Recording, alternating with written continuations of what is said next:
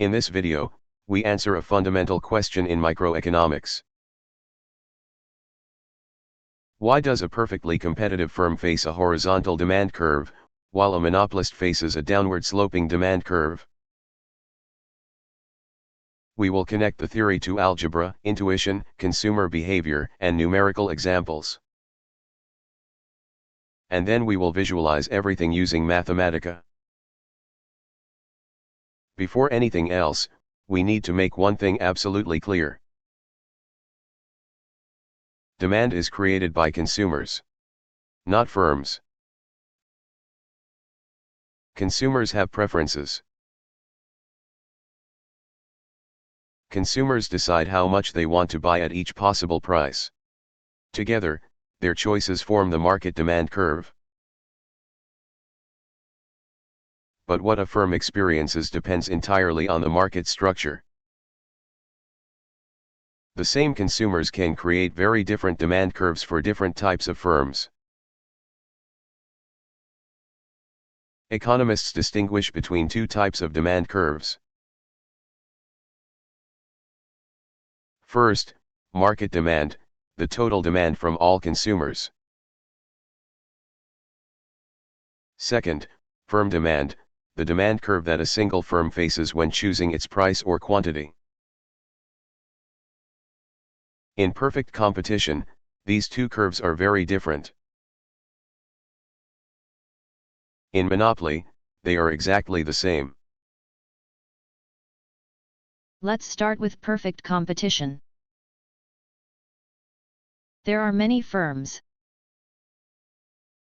Each firm is tiny relative to the market. Each firm produces a homogeneous product. No firm has any ability to influence the market price. Consumers can switch instantly to another seller if one firm tries to charge even a little bit more. Consumers create a downward sloping market demand curve.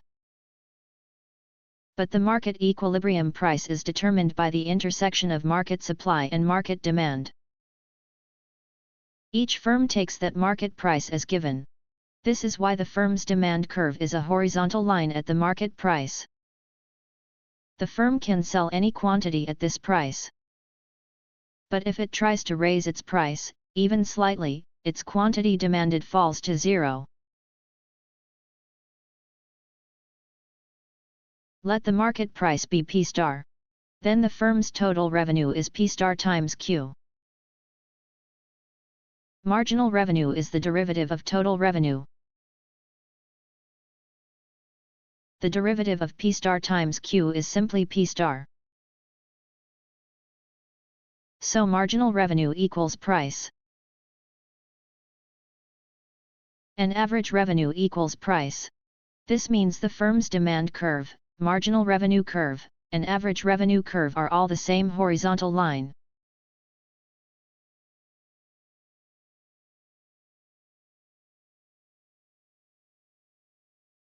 For example, if the market price is 10, the firm receives $10 per unit whether it sells 1 unit, 5 units, or 100 units.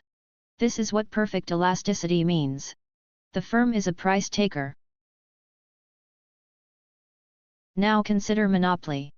There is only one seller. Consumers still create the same market demand curve. But now the firm is the entire market.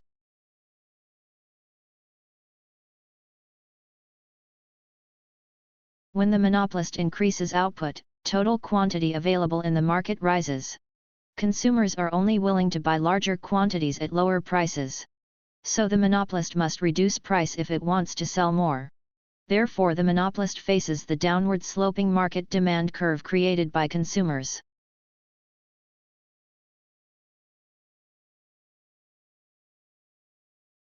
Suppose the inverse demand curve is P equals A minus BQ.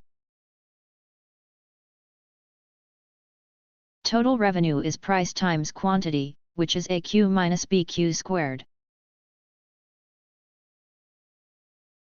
Marginal revenue is the derivative of total revenue.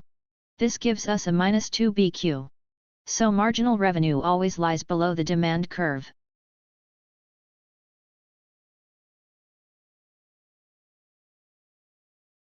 Its slope is double the slope of demand.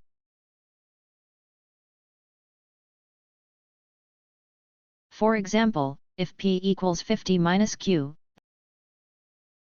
then at quantity 10, the price is 40 and marginal revenue is 30. At quantity 20, the price is 30 and marginal revenue is 10.